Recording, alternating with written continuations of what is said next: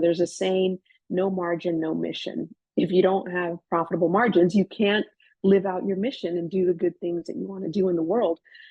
Expanding possibilities, the mindset zone. I'm your host, Melikian.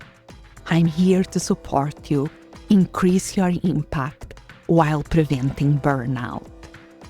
The Mindset Zone is a place to pause, increase your self-awareness, and embrace the experimentation mindset. Find more resources, including information about the Mindset Zone book and audiobook at mindset.zone. Yes, instead of .com is .zone. Today, I'm celebrating in a big way because after a process that took 2 years, my business is now a certified B Corporation.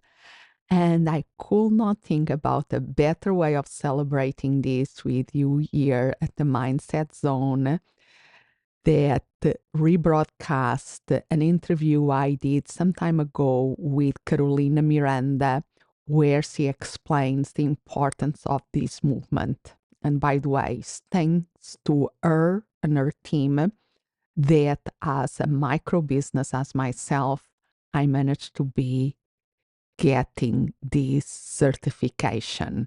So celebrating that Amaze Coaching is a certified B Corp, enjoy the conversation and join this movement. Our special guest is Carolina Miranda. Carolina is the founder and CEO of Cultivating Capital, a certified B Corp since 2012. There, her and her team support companies align their business with their values by implementing best practice for social and environmental responsibility. So welcome to the Mindset Zone, Carolina. Thank you for having me here. I could not think about a better person to have here to explain us what is this B Corps are and why they are so important. So thank you for being here. Well, thank you for inviting me here. And I really appreciate you choosing to spotlight B Corps. B Corps are becoming more and more popular, but a lot of people are still just learning about them. And so the more that we can raise awareness about what B Corps are and the good work they're doing in the world, then the more people have an opportunity to join the movement in some way. Yes, so let's start with that. What are B Corps? Well, B Corps are companies that choose to meet very high standards of social and environmental responsibility by going through a third-party certification process. So there's a nonprofit called B Lab, which actually has put together this framework that looks at how a company impacts all of its stakeholder groups. Now, usually we think about a company's shareholders, right? Who owns shares in the company? And that's really what drives our economic system. That's what drives Wall Street. It is, unfortunately, also something that drives a lot of social and environmental problems because companies are so focused on earning returns for shareholders, it means that they can overlook treatment of workers or what they're doing in the local community. And so what B Corps do is they say, let's take a different approach. Instead of looking at who owns shares in a company, let's look at who has a stake in how that company operates. And so B Corps actually center stakeholders. And once a company does that, then they're really taking a much broader view of everything that the company does. And so the B Impact Assessment, which is the online tool that B Corps need to complete, it helps to evaluate a company's impacts on all stakeholder groups. So there's a section on governance, workers, community, environment, and customers. And by doing that, companies actually get to see areas where they're doing really well. They get to see areas that they can improve upon. They get exposed to different ideas about practices that they can bring to their organization. And then on the basis of that, they can submit their assessment, undergo a review process with B Lab, and then if they successfully complete that review process, then they're considered a certified B Corp. And I'll just mention quickly that's different from benefit corporations, which are companies that actually are set up as a legal entity to consider all stakeholder groups, but they might not have gone through that third party verification that certified B Corps have gone through.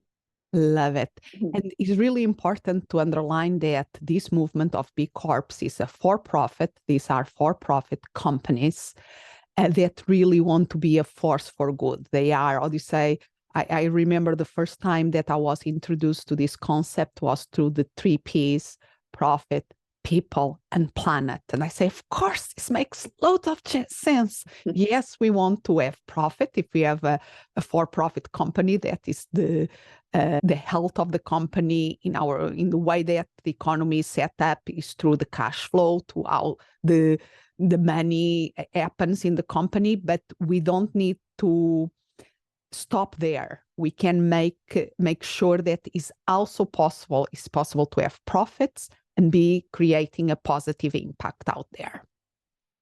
Yeah, exactly. So we're not overlooking profit because a company has to be profitable to remain in business. And there's a saying, no margin, no mission. If you don't have profitable margins, you can't live out your mission and do the good things that you want to do in the world. So it is important to recognize that B Corps are for-profit companies, as you mentioned. What makes B Corps different from just any other company out there is they're thinking about how they generate that profit. And they're trying to do it in a way that is having a positive impact in the world. So there's a lot of things that go into that. And I think in many ways, B Corps are putting things out there that are ahead of the game, in the sense that everybody in the corporation world is speaking about how difficult it is to keep their top talent. Maybe if they consider their workers more of a priority, theoretically and in practice, maybe they will be easier for them to retain and attract the talent. And the same, the importance of taking care of the customers, of course, that is important but sometimes even the things that companies will say that are important are not always walking their talk.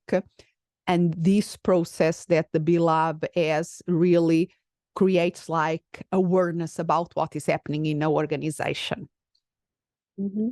No, you're absolutely right. And a couple of the examples that you just gave are really good ones, particularly around workers, because one of the things that we've been seeing in recent years is that people do want to work for a company that they can feel good about. And we're seeing that particularly with younger generations. There's a lot of data out there that's showing that, yes, people want to be compensated fairly, but they really want to be able to work at an organization that aligns with their values. And B Corps generally do that. When I talk to B Corps, and this has also been my experience as well, it doesn't matter if it's a small company or a big company, they find that people seek them out. And so you're already getting an advantage there as far as recruiting good people, because people are actively looking to work for companies like B Corps. And so if a company can say authentically, we are a B Corp, these are our values, this is what we do in the world, this is how we take care of our people and the planet and our communities, then that company generally will have an advantage over a company that's like, yeah, take your salary and just do your work, right? And so that is really something that we're seeing with B Corps right now, is there's really a recruitment advantage. And then of course, not just recruitment, but really throughout the entire relationship with the worker, right? Because then there's higher retention. there's higher productivity. A couple of things go into that. One is definitely just the purpose and the values alignment, but B Corps also tend to think about how can they take care of their workers. So a lot of them are paying living wages, for example. They're offering benefits. They are offering professional development opportunities. They are offering mental wellness days or extensive time off, understanding that people need to have a balance in terms of the work that they do. So there's a number of ways that companies can get ideas from the impact assessment and from the rest of the B Corp community. And then they start to bring those things into their organization. And then that's when you start to see company transformation occur. Absolutely. And for how long is this movement going on? So the founding B Corps were certified in 2007. And for a few years, not that many people knew about B Corps. Now it's been 15 years, and there's just over 6,000 B Corps around the world. Over 2,000 of those in the U.S. and Canada, and so there's actually more B Corps outside of the U.S. and Canada than there are within those two countries, which is interesting because the B Corp movement did get started here in the U.S. So it's been 15 years, 6,000 companies. We still have a long ways to go.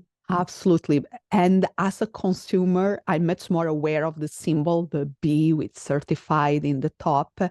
Even in the other day, I was looking to a Portuguese company and they had the B, and I say, whoa. So the influence in Europe, and when I'm doing a buying decision, if I have two options between a B Corp and a not B Corp, I will choose B Corp because of that. Because I know that they went through, it's not a rubber stamp in any way, shape, or form.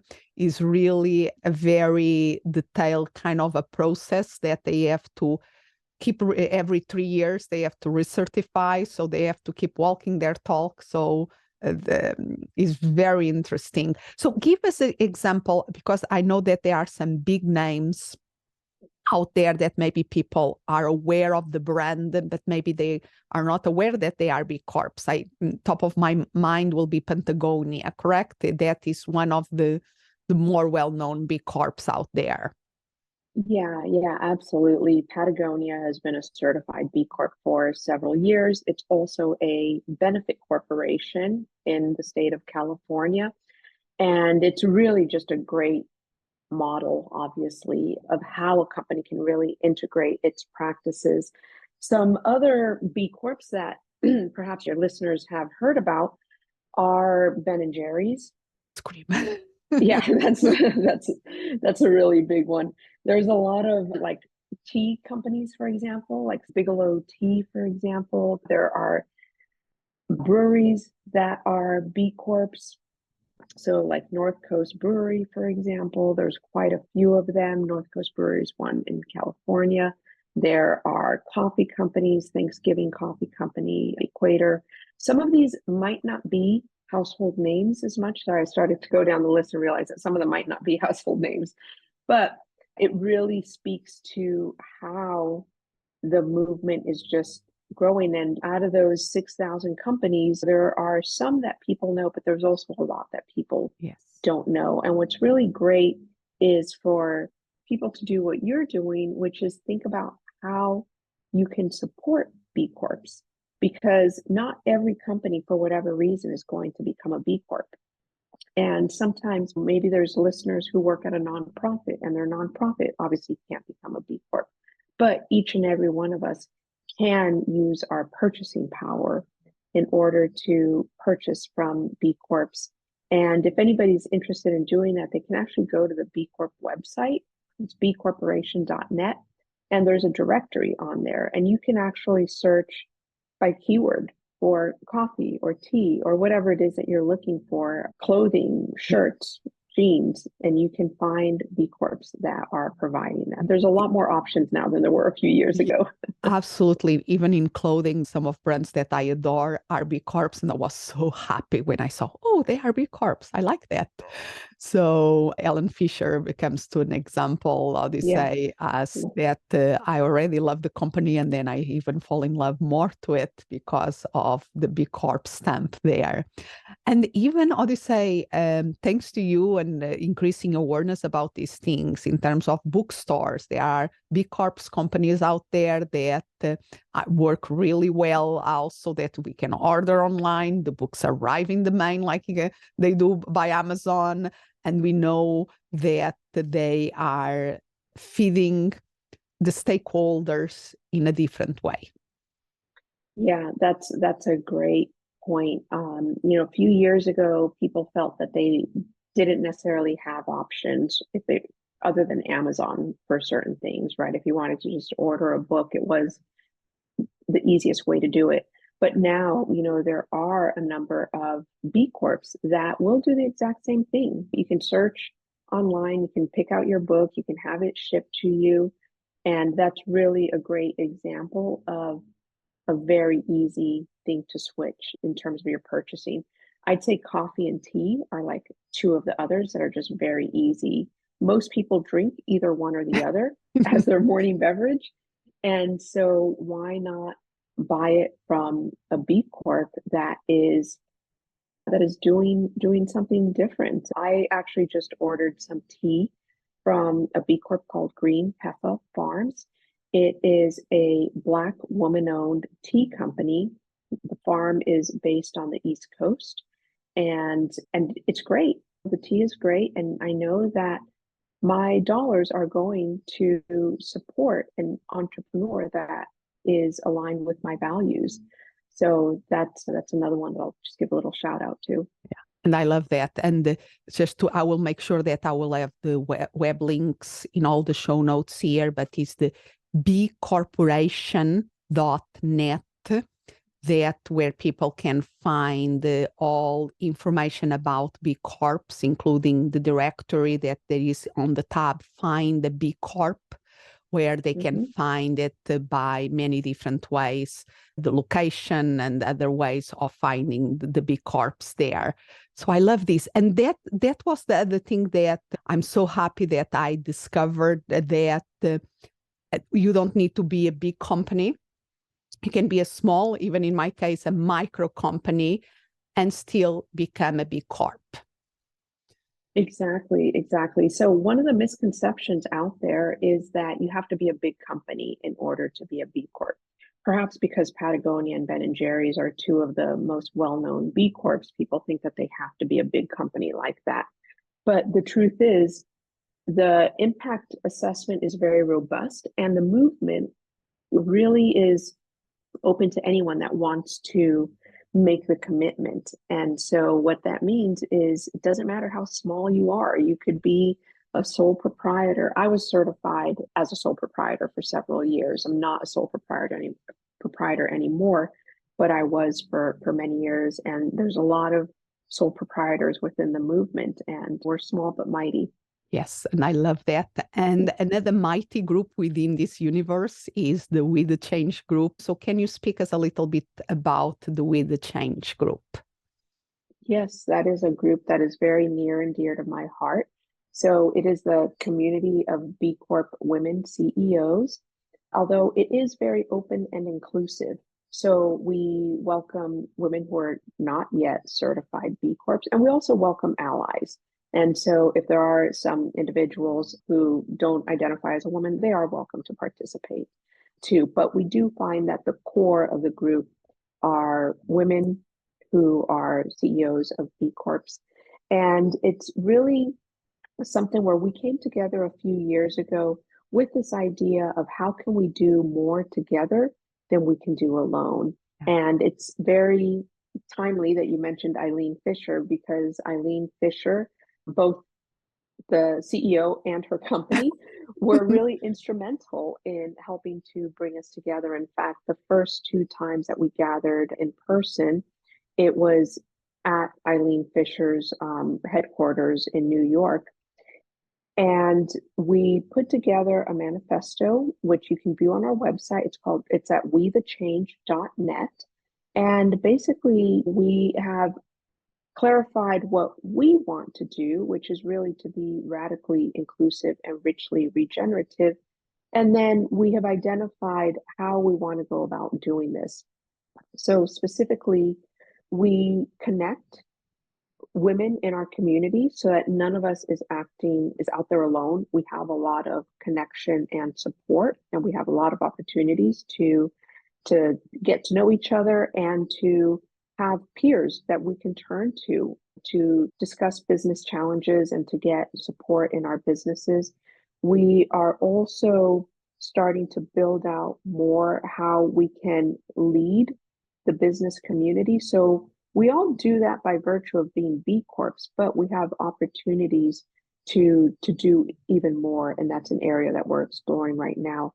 And then we also advocate, because ultimately, to see the kind of changes that we want to see, we need to affect systemic change. And that's not going to come individually from our own businesses, but it's going to come from working together collectively.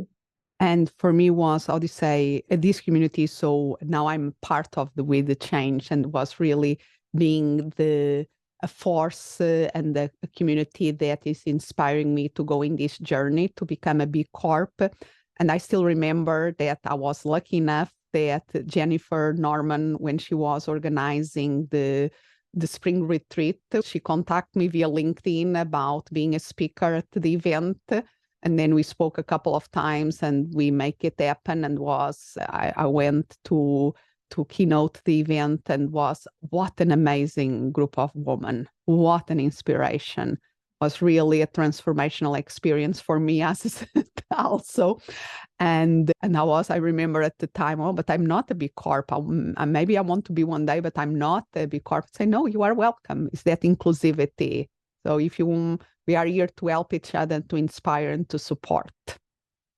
Yeah, absolutely. And I'm really glad you shared that, because you've experienced that personally, right? How the B Corp community, it's very unique. I can tell you, I've been a part of other communities that are aligned in terms of social and environmental values, but there's something different that I find within the B Corp community. And I think that it's really due to the commitment of seeking the certification, even though it is rigorous. And like you said, it's not a rubber stamp process by any means.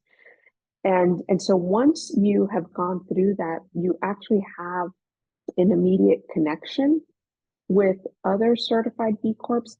And you also understand how important the work that we're doing is. And of course, you want to welcome others into it. And so I think that We the Change reflects that. And also the broader B Corp community. Like if you go to a Champions Retreat, which is like the usually annual gathering of B Corps, and I talked to somebody who is not a certified yet, and he was blown away. He's like, if this is a community, yes, I absolutely want to be a part of it. I love it. And I have the privilege here in the Mindset Zone podcast already. I've interviewed some people that are B Corps and others that had influenced B Corps one way or the other. A recent guest was Anne-Claire Bruton. She has all the working cultures in organizations. I also interviewed Flip Brown. That was the person that really opened my eyes to that as a micro business, we could become a B Corp. So it's really an amazing group of people. I also interview Shanor Koha. She worked in an organization in Afghanistan many years ago that was the first and only B Corp in Afghanistan. Oh, wow. That was, how do you say, impressive with all the challenge that they had to overcome. But being a B Corp was important to get that recognition that they were working with all the stakeholders and doing the best there. That is, I will make sure that in the show notes, I will put some of the links to some of these other episodes, because I think that reflects the community, the value of this community, people that are currently a B Corp and other people that are in the periphery, but also extremely important. Another person that comes to my mind is Liba Pincho, that is being I'm privileged of knowing her, and I consider a mentor, and she also helped me to see the value of all these movements. Well, it sounds like you've had some really good guests on your podcast, and I've got big shoes to fill here. But thank you again and you for are inviting me. And what I love about, what I admire about your work, and you've been involved in this for many years, and you are helping others to make this, because this for many people like my company could be a great idea that will never come to fruition because other priorities will take, because let's face it, it's a very demanding process. Is educational, we learn, we grow with it, all those good stuff, but is an easy thing. We are already so busy with mainly a micro business with all the other things that we have to take care of, that is easy to keep postponing. And that is why I decided to start work with your company, because you have a process that you can track us to and help us improve in order to meet the requirements. And that makes a huge difference. So thank you. Oh, you're welcome. You're welcome. But I would say the other thing that really makes a huge difference is the decision that you made to actually make this a priority, because as a micro business, and even when you're talking about bigger businesses, every business has competing priorities. And it's very easy to say, well, I've got to work on my marketing, or I've got to, hire more people. I've got to do everything that we all need to do every day to run our businesses. And yet, what makes B Corps, one of the things I find that really makes them different from other companies, is that somebody at one of the highest levels, usually the CEO or the founder, says, you know what, this is important for my company and I'm going to do it. And so I often get asked, when is a good time for us to become a B Corp? How do I know if we're ready to become a B Corp? And what I usually tell people is, when you decide that you're ready to do it, that's when you can do it. And so I think, to borrow from the name of your podcast, I would say it's absolutely about mindset. Yes. Yeah. And business can be this force for good. We really can make a positive impact out there. I'm all about unlocking the human potential in ourselves as individuals, in ourselves as groups. We are connecting beings, and consider the systems, the ecosystems that we live within. And all of these dimensions, if we take them into consideration, we really can unlock the human potential to the nth degree. And the B Corp, I think, is a great way of doing all those things.